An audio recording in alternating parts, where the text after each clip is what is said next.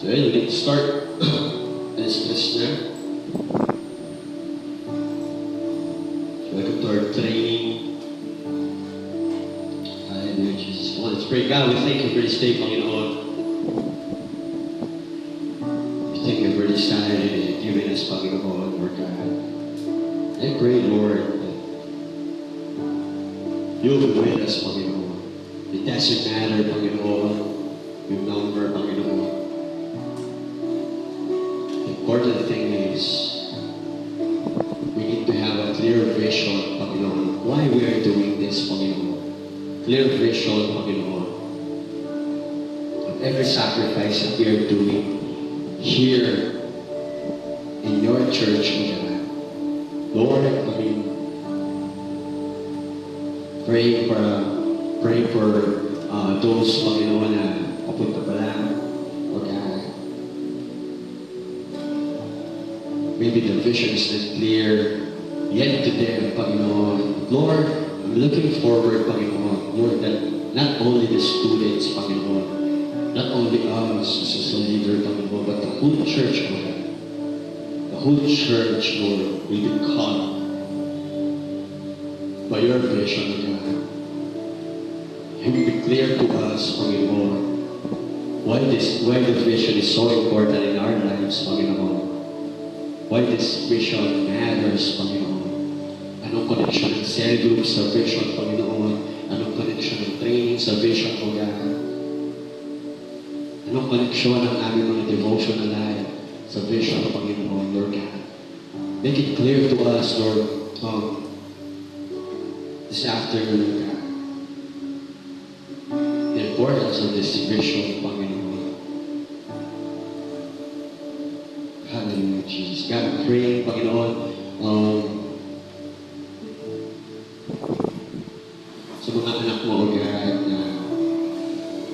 sa mga anak mo, Panginoon, na nagsisimula pa lang na ma-clarify sa isip nila yung vision mo na stay, God, looking forward, Panginoon, that the whole church, Lord, will be caught by this God-given vision, Panginoon, Lord God. Pray, Lord, for growth, maturity, and multiplication of your church, O God. Lord, be with us, Lord. Apart from you, God, we can do nothing, Lord. Give us wisdom, knowledge, and understanding this afternoon, Panginoon. And this vision, maipasa namin, Panginoon, Lord God, sa maraming tao, Lord God. Ma-clarify namin, Lord God, sa maraming tao, Panginoon, Lord God. Lord, I pray that through this vision, Panginoon, Lord, maraming maligtas. Through this vision, Panginoon, maprotektahan ang simbahan, maprotektahan ang mga set ng bawat settings, Panginoon. Maprotektahan ang puso, Panginoon, ang isip ng iyong mga anak, Lord. Show us the power of vision, Panginoon, Lord. Sumama kami, Panginoon, sa dalawang topic na ito, God, of this training, God. Thank you for the students na nandito ngayon, Panginoon. Lord, to you all the honor and glory in my name of Jesus. Amen. Amen. So, hindi tayo sa topic natin about vision. Amen. Kung mapapansin nyo, karamihan sa mga naging kasama natin, o nakakasama natin sa church, sa leadership man, sa Sunday worship, every Sunday, makikita natin that hindi lahat committed, hindi lahat consistent. And naniniwala ako na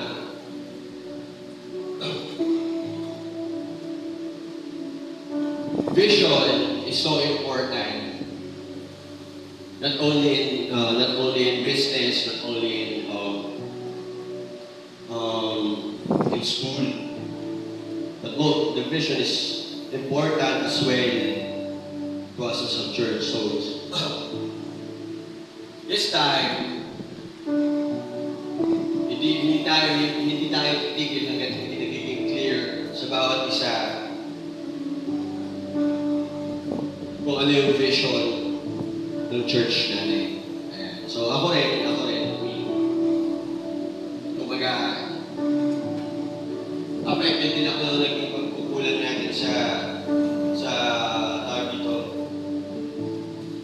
sa part na hindi natin na-clear yung vision sa bawat isa. So, sabi ko nga kahapon sa intentional discipleship, nagkaroon tayo ng maraming casualty dahil hindi malinaw ang vision. At kung kung up until now hindi magiging malinaw yung vision natin, sabi ko nga, mas maraming mapapahamak, mas maraming mamuhay ng walang malinaw ng vision sa buhay. So yung vision na to is malaking kinalaman sa pamilya natin, sa mga mahal natin sa buhay. Yung vision na to is malaking kinalaman sa ating eternal life. So we need to clarify the vision. And sabi ko nga kahapon, hindi na tayo pwede magpatuloy. Yung nagsisettle tayo, nagtitraining tayo, nagsasolving tayo, tapos hindi malinaw yung vision ni God sa church na to. Kasi I discover na kapag hindi klaro ang vision sa isang anak ng Diyos, talagang 100% may tendency na yung maglilingkod niya magiging religion lang. Pag sinabing religion, nakay Lord ka lang pag pray ka. Nakay Lord ka lang pag gusto mo lang. Diba? Kapag malabo ang vision natin, as children of God, nakakalungkot man sabihin, maraming mapapahamak na dapat naligtas. And maraming mapapahamak na dapat naligtas. Pero dahil nga malabo yung vision, diba? Wala tayong kakayahan na makita yung future. Sabi ko nga, dalawang Sunday na ako nagpipit sa topic ng vision. Vision gives us power to see the future before it happens. That's the first benefit. Kapag malinaw ang vision ng isang tao, nakikita mo lang malinaw yung future. At ang maganda sa vision, hindi lang niya ipinapakita yung maganda dun sa future, pati lahat ng pangit na pwedeng mangyari sa future, ipapakita ng vision. Tama? So naniniwala ako, as God clarifies to us the vision, may kita natin ang malinaw yung dahilan ng kalagyan dito sa Panginoon. Ngayon, hindi ka na lang mag-pray na bumabato pa lang ng salita sa langit. Ngayon, kapag pinuksan ng Diyos yung spiritual eyes natin, mananalangin kang may nakikita sa dulo. In every decision making na gagawin natin, hindi na sarili natin yung pagbabasihan natin sa lahat ng desisyon natin, kundi yung vision. Naniniwala ako, as we go through the topic of vision, maraming magbabago sa ating mga buhay. So what is our vision? What is our vision? Our vision is to conquer our city and the world for Jesus Christ. Through preaching the gospel of salvation, we win people, we form people, and we send people for the vision. Like, where we bakit ba ganyan? Bakit ba napakahalaga ng vision na yan? Anong pakialam ko naman sa city? Anong pakialam ko naman sa the world na yan? Kapag sinabing city, kasama doon ang pamilya natin, mahal natin sa buhay, at yung mga tao konektado sa atin. Because our vision is all about people salvation. Our vision is all about people salvation. Pag sinabing tao, pag sinabing people, that includes our family, our loved ones, and all the people that is connected to us. So kung tatanungin mo ako, Kuya Wilma, mahalaga ba yung vision na yan? Opo. Because without the vision, many people will go to hell. And that includes your family, your loved ones, and all the people that is connected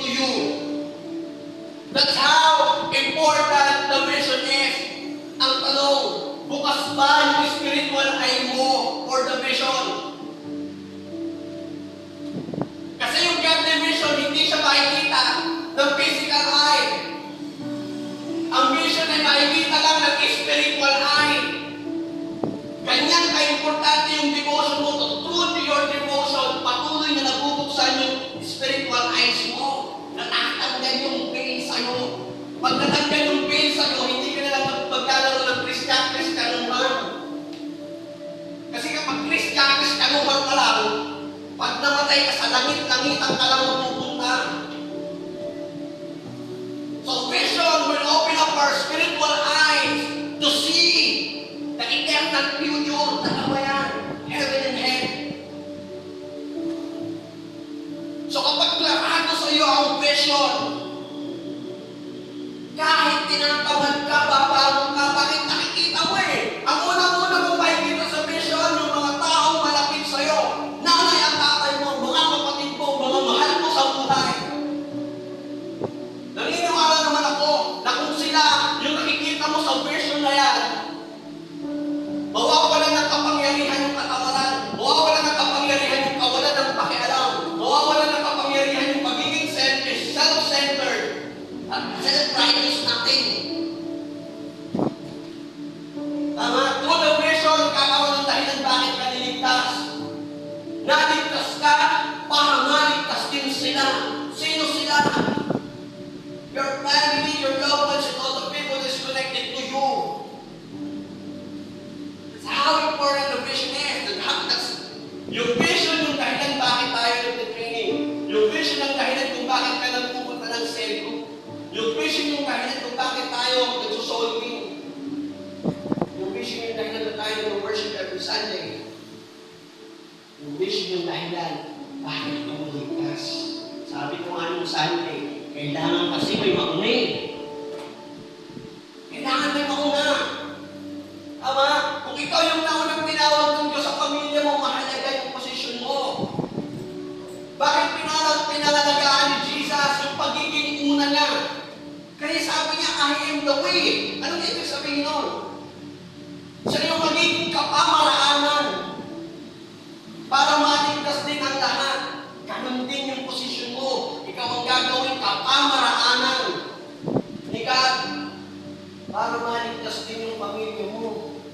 That's how important the vision is. Ang vision ay mas importante sa pahinga, mas importante sa tulog, mas importante sa gulong. You know what? Vision is more important than happiness. Compared to salvation, happiness is cheap. Napaka-cheap ng happiness pag ikinong para mo sa salvation. That's how vision is important. Sabi ko nga sa mga naka-attend na ng intentional discipleship, mas nanaisip ko magsimula ulit kaysa magpatuloy sa mali. Hindi naman mali yung ginawa natin for the last 2 years. May kulang lang. Nag-celebrate kasi tayo na hindi clear ang vision. Nag-whistle kasi tayo na hindi klarado ang vision. Nag-worship tayo, nag-devotional life tayo, na hindi clear ang vision. Bakit mahalaga ang vision? Vision will fuel it all. Vision na nagpapaapoy sa devotional life mo. Vision na nagpapaapoy sa soul winning mo. Vision ang nagpapaapoy sa pagsiselgip mo. So isa na lang din ang basihan ko. Kapag ikaw, wala kang time sa cell group, ibig sabihin, wala kang vision. Hindi mo nakikita kung bakit. Hindi mo nakikita kung bakit ka pupunta ng cell. Hindi mo nakikita kung bakit ka nagsisolving. Hindi mo nakikita bakit ka nag-worship. Hindi mo nakikita bakit ka nag-serve. Ibig sabihin, you're serving blindly. Ang sabi sa Bible, you know what? Every week humingi ako ng verse kay God. And Lord, this week, ang binigay sa akin ng Panginoon yung sa Luke. Hindi pwedeng magkakain. Ang isang bulag ng kapanyang bulag, pareho sila mapapama. So if we are not caught by the vision, tayo yung sinasabi ng verse na yun, we are blind. That's the reason why we cannot live. Tama? Hindi tayo pwedeng mag-live, hindi natin pwedeng nakain yung family natin, tayo mismo tayo. O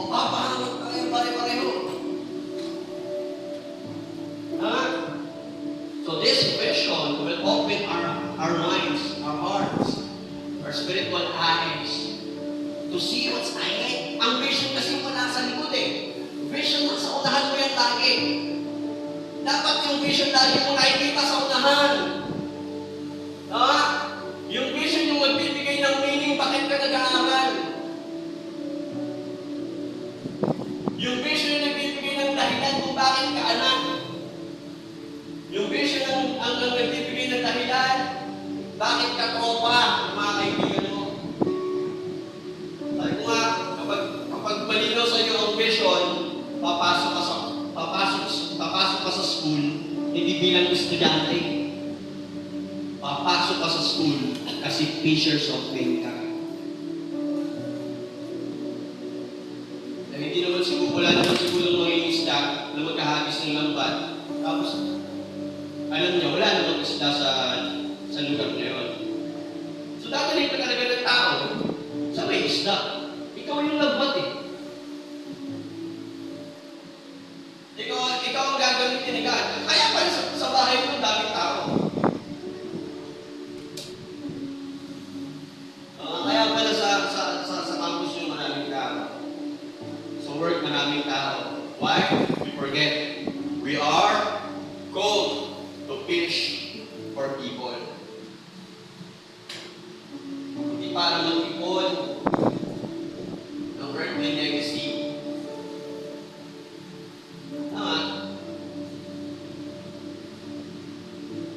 Ang mga tita ko po, mga graduate ng college, they have their trophies, they have their awards. Ano ba yung mga award nila? Nasa box. Nasa kahon. At kami mga pamangkin nila, wala kaming pake sa award nila. Ang award, nagdalas lang yun 1 week. Uy, congrats ha! Ang award, nagpo-post lang yan. Hanggang 2 days sa my day. Pero yung vision, madadala mo hanggang eternity.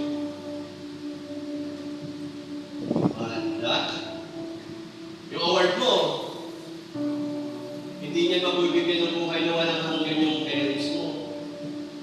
Kahit pa 100, ikaw yung papalang magkaroon ng 100 sa card eh. I'm not discouraging you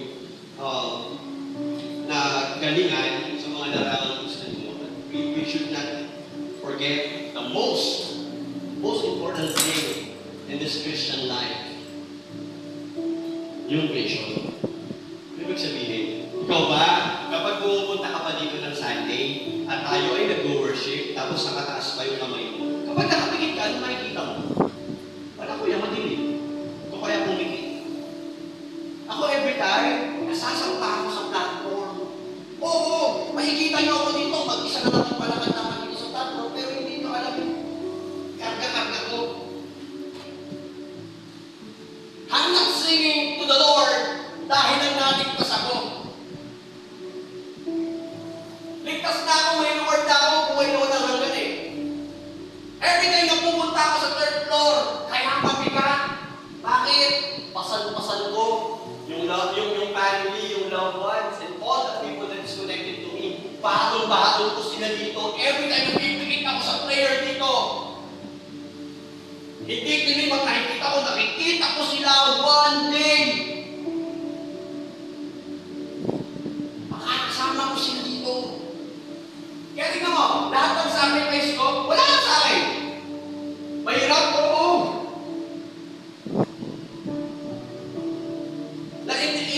Hindi ako naiiyang sabihin na pag nandito ako nag-i-stay, magkakasama na tayo Saturday, Sunday, pero hindi niyo alam yung Monday to Friday ko. Monday to Friday ko. Sabi ko sa inyo, 1 kilong bigas, hanggang 5 days yun. Pag-prito ako ng itlog, tanin ko sa gitna. So you know what? I believe worth it lahat ng sacrifices. One day, my family will be here. Maririnig nila yung testimony ng anak at kapatid nila kapag nandito na sila. And I know malapit na. Alam mo yung kapatid ko nga eh. Wala ako, pray lang. Tinutulak ko sa akin. Sa mo nga yung mga pamangkin mo na yan. Sa church nyo. Iglesia yung usawa mo na. Why? Vision brings people to you. Hindi magpapadala si Lord ng tao sa isang leader na visionless. Walang vision. Nabasa niyo ba sa Acts? At itinadagdag ng Diyos ang mga naliligtas. It is the Lord who brings people to your cell group. Ang tanong, bakit hindi nagtawag si Lord ng Hello? Walang problema sa prayer mo, walang problema sa devotional life mo, walang problema sa Sunday worship mo. Pero pwede mo kasing ginagawa yan, pero wala kang vision. You're not seeing anything.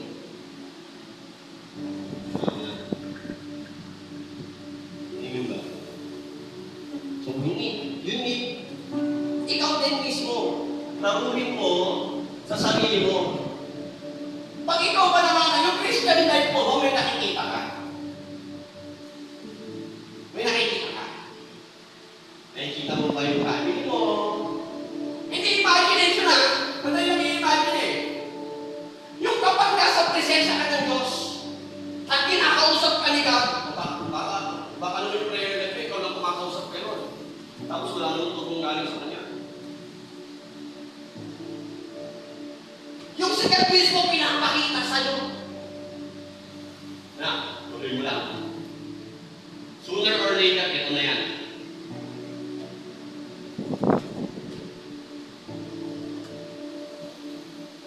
Nalala niyo pag kinakausap ni Lord si Abraham? And God speak to Abraham through vision.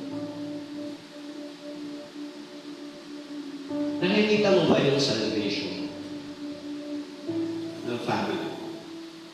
O ito, medyo yayanin lang kita ng bakit sigurado ako na pag namatay ang family mo, sa impyerno sila mapupunta?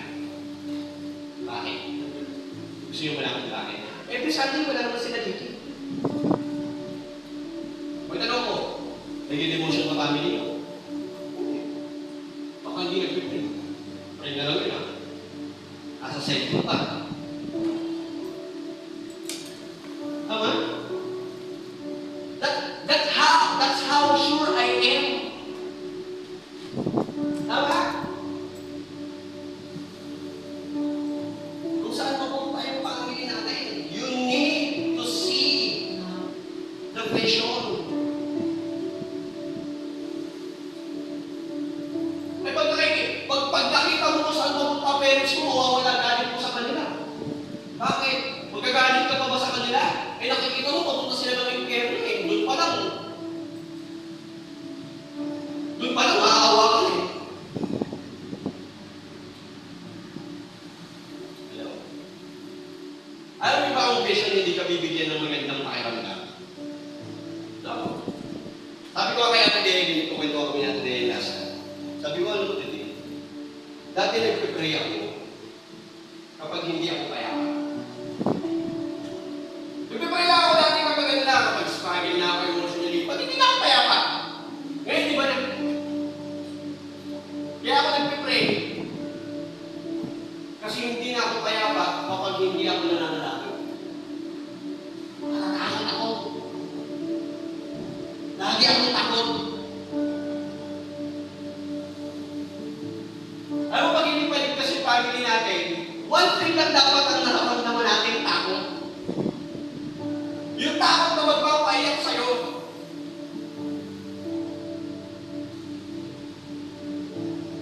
But you know what? Lugi pamilya natin sa atin kahit gaano pa kasama ugali nila sa atin eh. Bakit? Every Sunday, saya-saya mo dito. Bakit mo? Ba't masaya ka every Sunday? Hindi mo nakikita yung vision eh.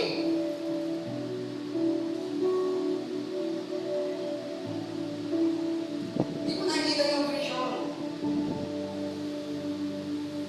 Kaya hindi ka talaga gagawa ng paraan. Hindi mo sila kukulitin. Eh, mas takot kapag siya sila eh, kaysa matakot kang pupunta sila ng impyerno. Hello?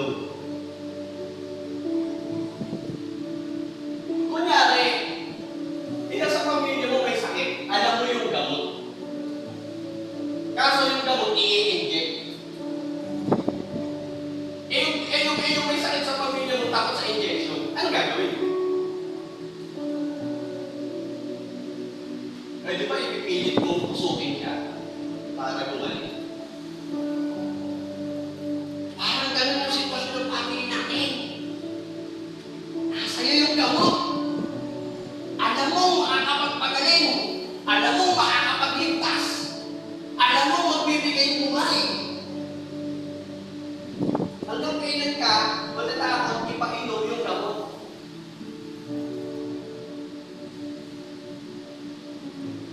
Hanggang kailan ka matatakot i-inject yung gamot? Siyempre, pag in-inject sila naman, papalag yun. Pero hindi ka mauubusan ng dahilan, maitusok lang yung gamot. Tama? Boy, sa'yo yung gamot eh. Sa'yo yung gamot. We should do something. Hello? We should do abnormal things. Alam mo, kapag ang isang tao takot mapahamak ang kanyang pamilya, gagawa siya ng radical things. Ang totoong takot, ang isang Kristiyanong totoong takot na mapunta sa impyerno ang kanyang pamilya, hindi yan nakakatulog. Pero kapag ikaw, Christian, naghihilig ka pa, wala kang vision. Ako ginagawa ko ng biro, yung late ako nakakatulog. Pero actually, hindi ako nakakatulog. Hindi talaga ako nakakatulog. Why? Natatakot ako. Pwede ko mag-share sa inyo yung takot. Natatakot ako. Natatakot ako doon sa pakiramdam. Takot ako magkaroon ng masarap na tulog. Alam mo bakit? Baka mamaya, sarap na tulog ko, pagising ko,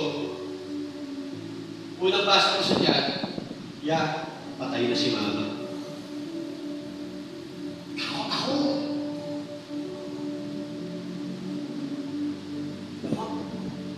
Ang sarap na tulog ko ng gabi, pagising ko, ano yun pa? Masagasaan si ate. Ano, takot ka ba? Hindi masamang matakot, basta tama dahilan. Ako naniniwala naman ako, pag nakita mo yung nani mo, masagasaan ng truck, pupulak mo, kahit ikaw yung masagasaan. Nakakainis kapag nakakatulog tayo ng mahimbing sa gabi.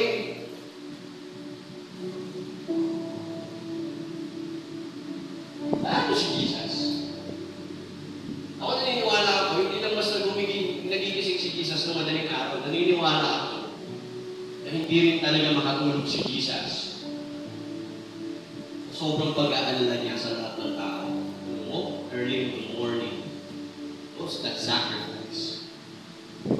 Ako, from time to time, hindi ko kayang, pag tinapik ako ni Lord, ka. Minsan si Lord, pagpe-prayin ka na walang dahilan, yung hindi niya sasabihin sa iyo yung dahilan. Bumabahol ako, kahit pa alam na yan, kahit pa alas 2 ng madaling, bumabahol ako, why? Takot ako. Takot ako na baka pamilya ko po kayo. Mahuli lahat. Bakit ko ba sinishare? I want you to realize something. Salvation is urgent. Hindi natin hawak ang buhay. It's either mawala ka, wala nang pag-asa nila. Ikaw mauna. Pero ito, may langit ka na. E sigurado ka ba? Kunyari, nauna si Abby. Hindi pa ligtas ang pamilya niya. Sigurado ba si Abby na, kunyari ako, si Kuya Wilmar, as a pastor? Diba? Eh kung ako, kunyari, magtututa ako eh. Teka, parang hindi ko pwede kapag katiwala kay Kuya Wilmar na ano.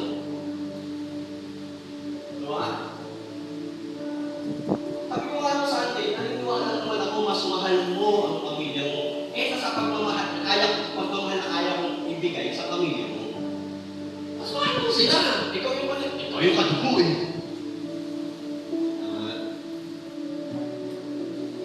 Kailangan ko mag-stretch yung, stretch yung spiritual eye mo eh. Kailangan ko buksan ng mas wider net. Tumatakbo yung panahon.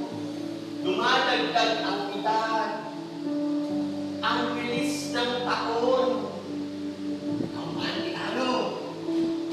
Ako, pinagpipray ko, alam nyo? Pinagpipray ko maguloy yung mama ko dito sa Bulacan ng January. Hindi ako papayag dito pipigpitin yung iyo.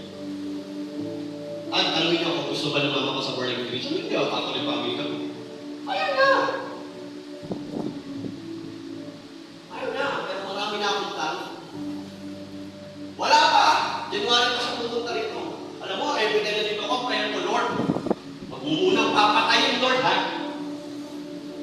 Gusto ko, January, makapunta pa dito ng Bulacan. Si Mama, kaya sabi ko naman, yun yung prayer ko. Lord, pahabain mo pa yung buhay, Lord, ha? Yan, Lord.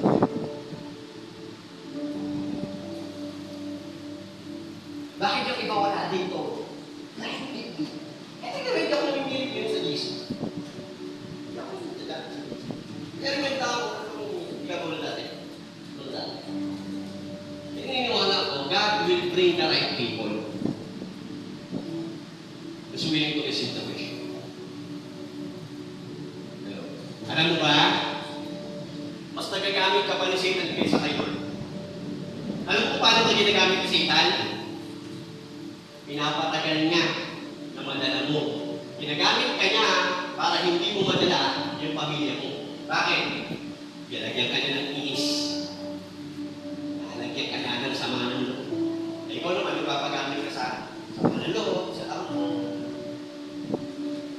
Sa okay lang sila. Minsan, pinabibigyan ni Satan eh. Okay naman. Bata pa mabuhi. Tutuloy ko pa daw. Bata pa sa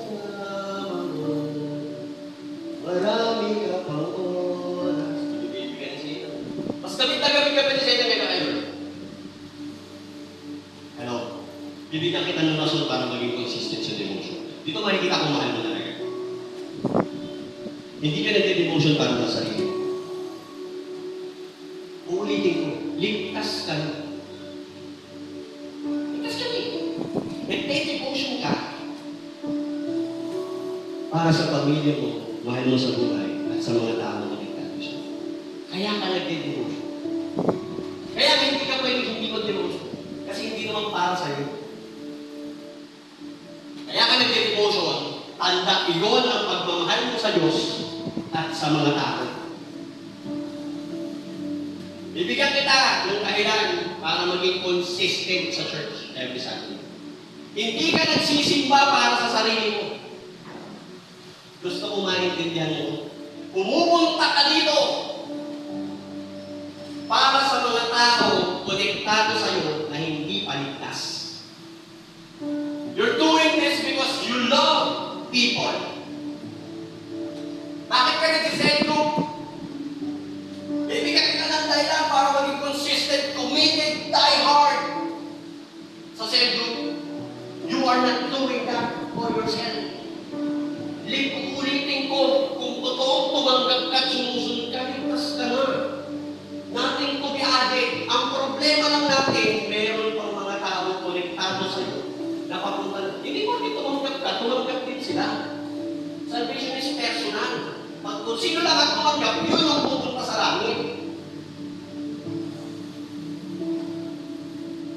And it is our responsibility, tayong mga responsibility natin na agamit sila sa mga ng gobyerno. I would give you a reason para seryosohin si Lord. Hindi mo ito ginagawa para sa sarili mo o para maging masaya. Kung ang goal ko happiness, hindi ko mapipiliin. Hindi ako masaya kung makain ng itlog dito. Hindi ako masaya kung nag-uulam ng kapikagatas dito. Bakit ako lang dito? Bakit ako nagsasacrifice?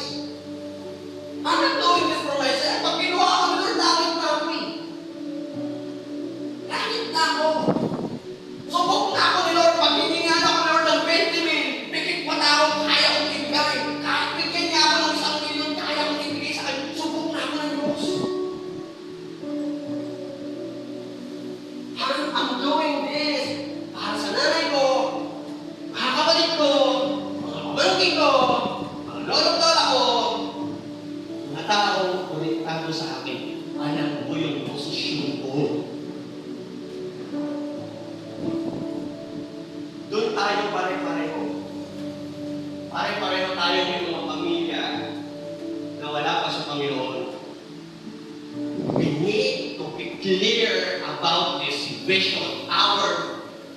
Our vision is about people salvation. Kaya nga, hindi ko kayo sinanay na hindi kayo makapag-worship kapag walang banda. Kasi gusto ko tutok tayo sa tao. Tao ba? Nanay tatay mo? Oo. Kailangan nila ng salvation. That's the reason why we're here. Eh kaya parang kinalaman ng training sa salvation. Ang tanong, pag pinashare ko ba sa'yo ngayon, kaya mo na.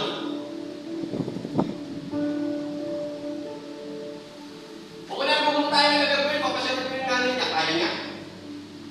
Eh kung kaya niya, ba't dito ko Eh, ba't nasa training tayo? Hello? Malaki yung dahilan na kailangan ko. Tama? Pero mo, di ba kayo nagising? Exodus? Pinatay lahat ng salmon na lalaki. Ba't tinira si Moses? May dahilan. Kaya ka ng Ismael, bakit ka pinalaya nito? Huwag naman sana. Yung kaligtasan tinanggap mo sa Lord, mawala ng halaga. Bakit? Hindi naligtas yung mga mahal mo sa mga.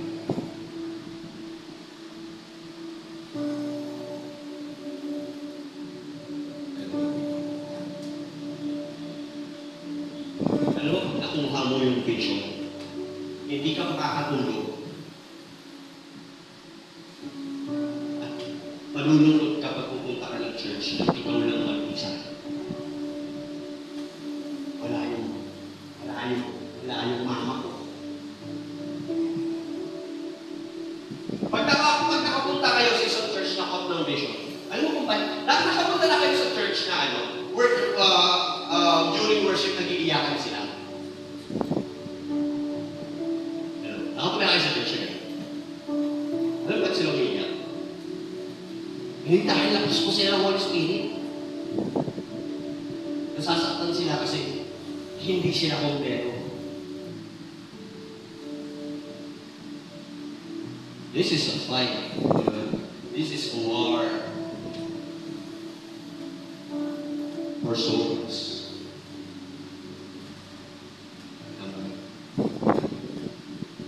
Sabi ko nga, alam mo prayer ko kay Lord. Alam ko, vision casting, mas effective siya kapag small group of people.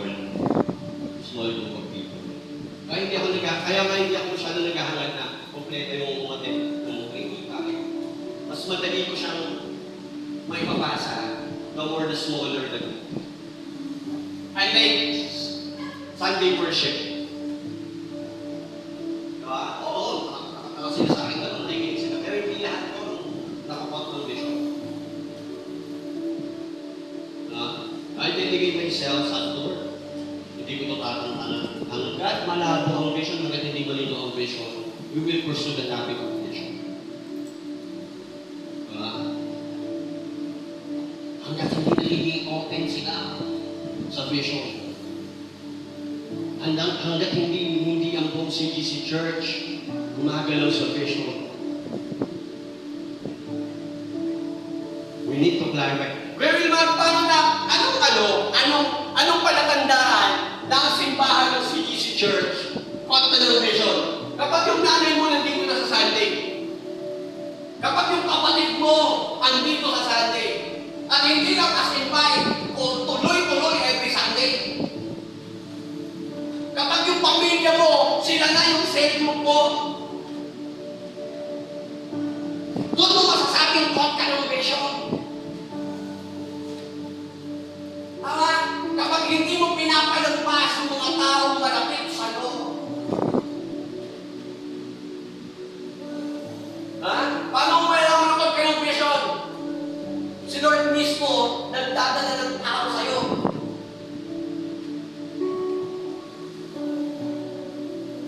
Tama? I want to encourage you. Pag-pray mo kapag ka ng vision.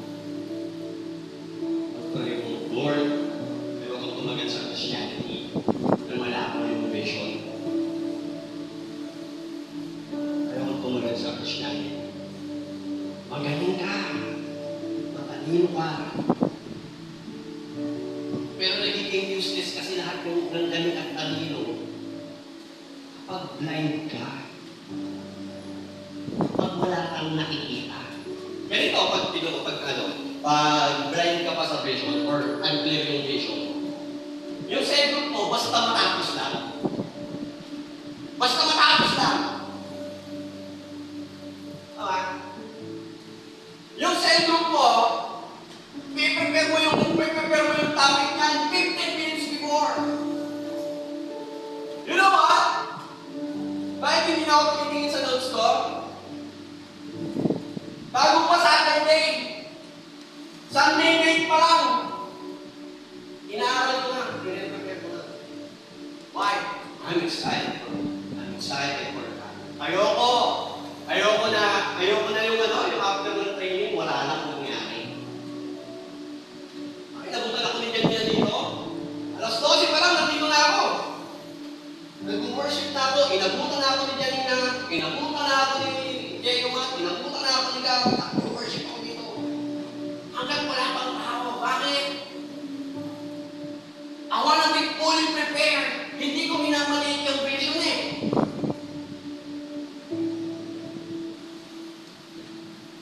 Hello.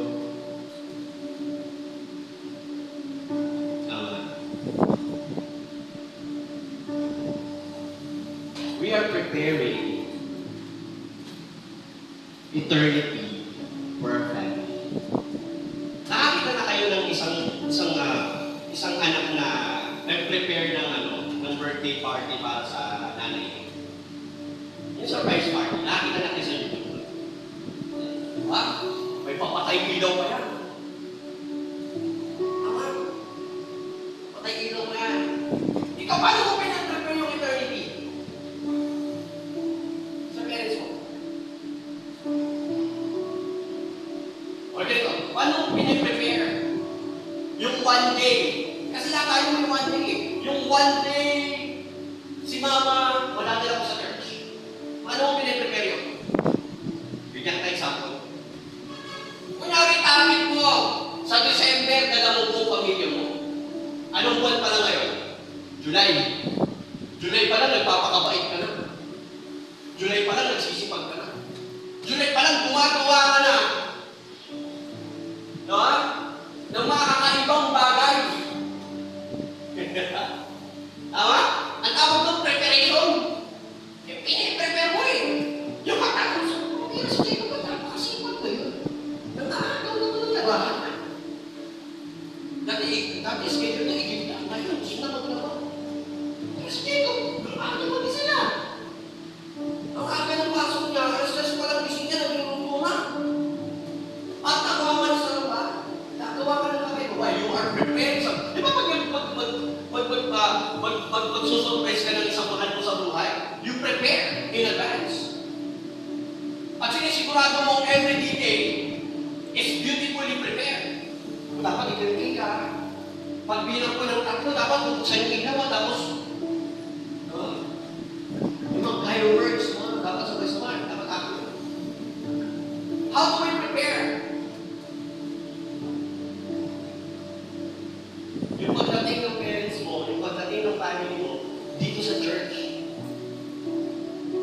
Tama? May mga nagsisipa naman yung ano eh. Nagsisipa naman yung pamilya ko eh, sa Catholic. Mali nga yun. May mga nagsisipa naman sa iglesia yung ano yung pamilya ko eh. Ako nga si Cristo dun eh. Tama? Mali nga eh. Saan mo dadalhin? Saan mo dadalhin? Ikaw ba? Siniran mo ng gasket? Siyempre, dito mo dadalhin. Bakit? Dito sigurado ka, maaalagahan yung kaligtasan nila. Kung nasa mo ka, doon mo dadalhin. Yung family mo. Tama? Sino may nare-realize? Nare-realize mo nag-uusapan natin. Tama? Hindi ako makatuloy doon sa topic natin about sendo. Bakit? Walang kwenta yun. Hindi malinaw yung vision. Anong kwenta yun? Our vision is about people salvation. Kaligtasan. Kaligtasan. Kaligtasan.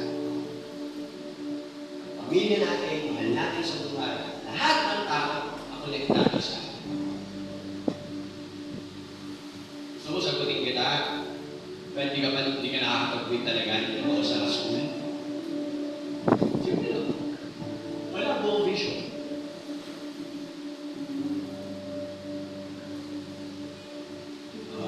Bakit?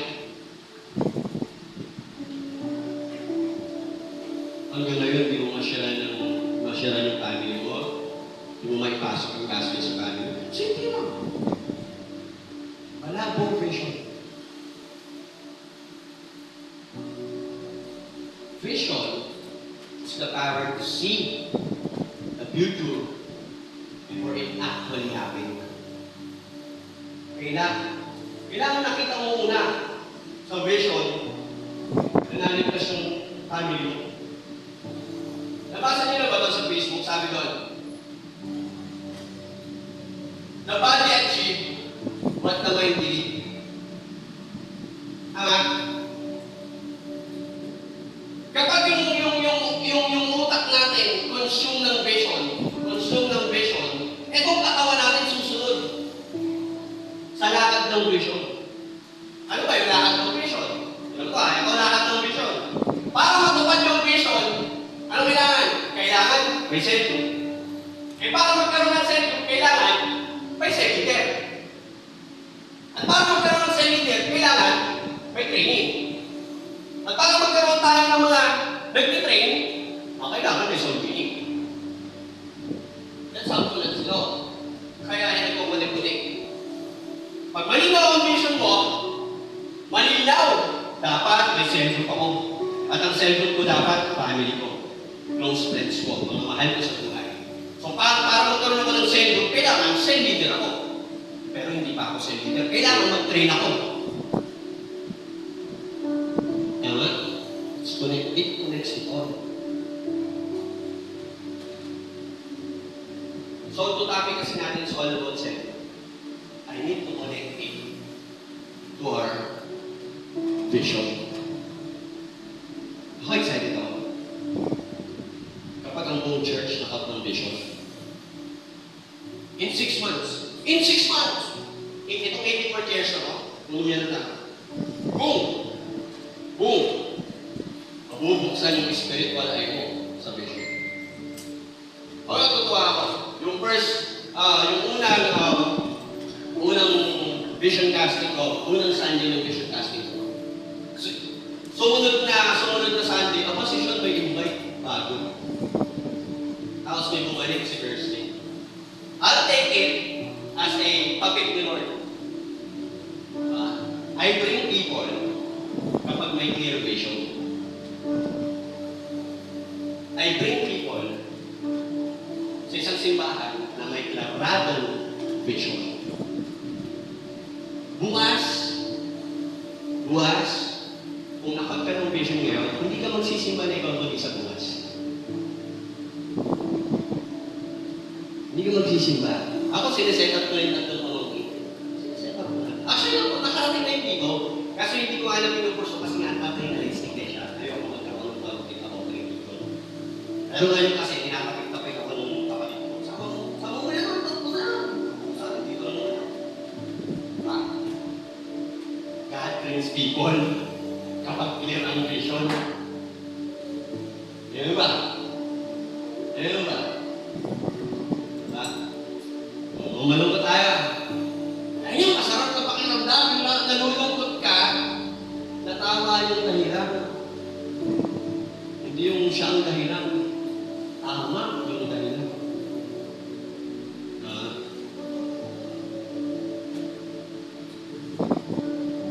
Sino dito yung kurso mo family ko? Kurso mo family mo? Ang pihira, nagkakanda sakit-sakit na sila. Family nga siya, may patay na naman kayo. Kaya wala siya siya, may patay sila. Patay na naman sila. Sunod-sunod ha? Sunod-sunod.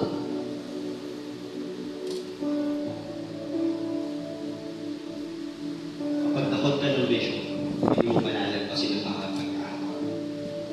Kagalingan mo para maminsan. Kasi kayo nga, pag takot ko ng vision, hindi na magiging dahilan na hindi makalakad si nanay niya. Ipagtatricycle niya. Pagtatricycle tricycle niyo? Ha? Wala pala kayong 50 pesos na mag-tricycle papunta rito. Papalik. Ha?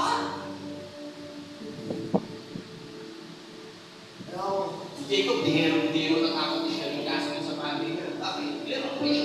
Pag hindi ko to siya, baka wala na ibang pagkakataon. We need to be clear sa mission. Amen ba? Amen ba? Dito kabisado mo yung vision. Baka hindi kabisado yung vision. Mga nakadikit kayo. Yan yung vision natin. More souls! More cell groups! More cell leaders! Pag sinabi more souls, kasama dyan pabig mo. Mahal mo sa buhay.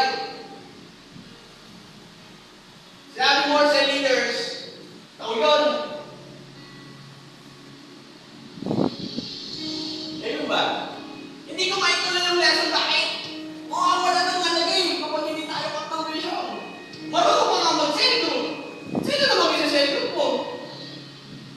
Hindi clear yung vision sa'yo. Tama? Hello?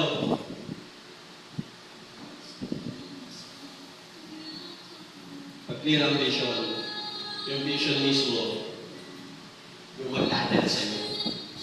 Laging nasa unahan mo yung vision. Ayun ba? Ayun ba? Sino dito may natutunan sa vision casting niya? Okay, sa isa tayo. Sa isa tayo, reflection. Ayun na, sinubuhan ko kayo. Kinakain ko kayo. Ngayon, umuyayin natin. Okay lang. Umuyayin natin. Reflection tayo about the vision.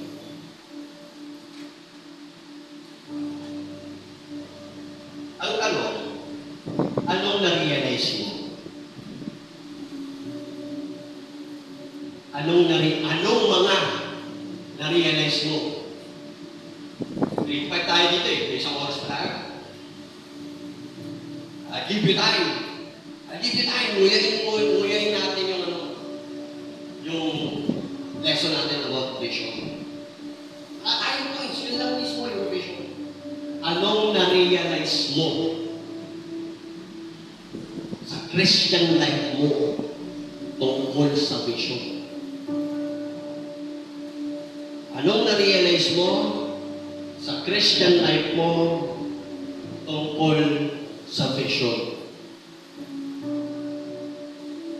I'll give you time to think. Anong na-realize mo sa Christian life mo in connection tungkol sa vision? Ano na-realize mo? Tatas mo si Bill. Bilisan. Pagpahayan yung invite niya. Pagdating ng bahay, nag-share agad sa pizza.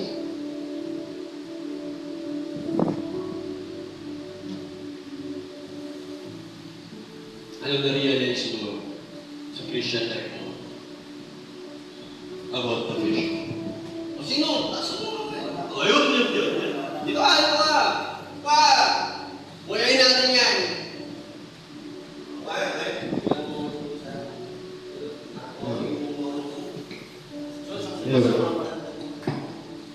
Ano na-realize mo sa Christian life mo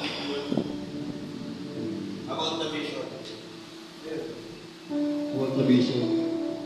Na-realize ko yung